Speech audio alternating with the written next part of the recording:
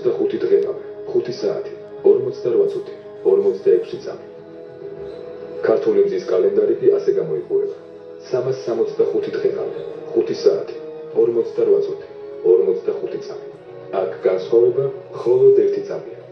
ომარ ხაიამის მე-11 საუკუნის კალენდარით ტროპიკული წელიწადის ხანგრძლივობა 19 წამის ცდომილებით არის განსაზღვრული. მაიას კალენდრით 17 წამით.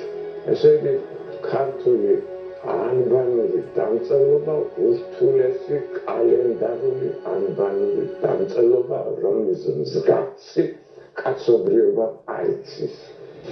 მეცნიერთა ნაწილი თვლის, რომ ქართულ ანბანში თავდაპირველად 35 ასო-ნიშანი იყო. ჰაე და ჰოე მოგვიანებით დაემატა.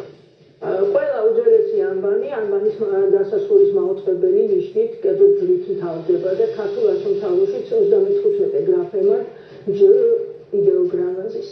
ეს უკვე ანბანის დასასრულის მაუწყებელია.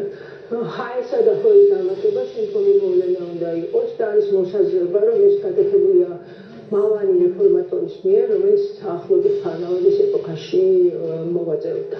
ქართულ ასომთავრულ ანბანში დაშიფრული წარმართულ ღვთაებათა პანთეონი ასე გამოიყურება. ან მთვარის ღმერთი, ცის ღმერთი, მზე ღმერთი, დღე დღესინდელი. თვალი მზე, ღმერთის ემბლემა. ღვთისკარი, უხილავი ღმერთის სამყოფელი. ცისკარი, ასული ცის ღმერთისა, დედოფალი ცისა. ხარი, მთვარის ღმერთის შვილი.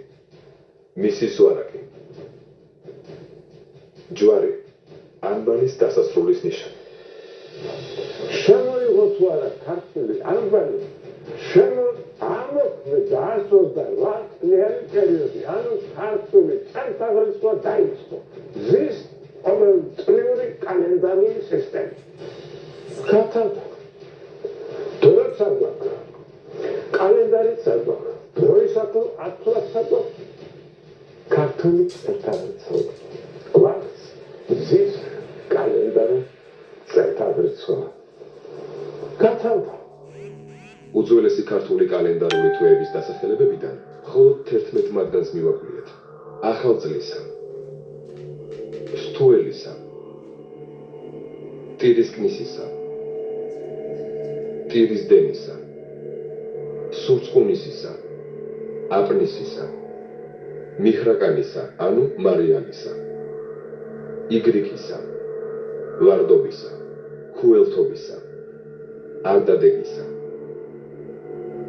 ქართველები გადავედით ქრისტიანულ წელთაღრიცხვაზე ახალი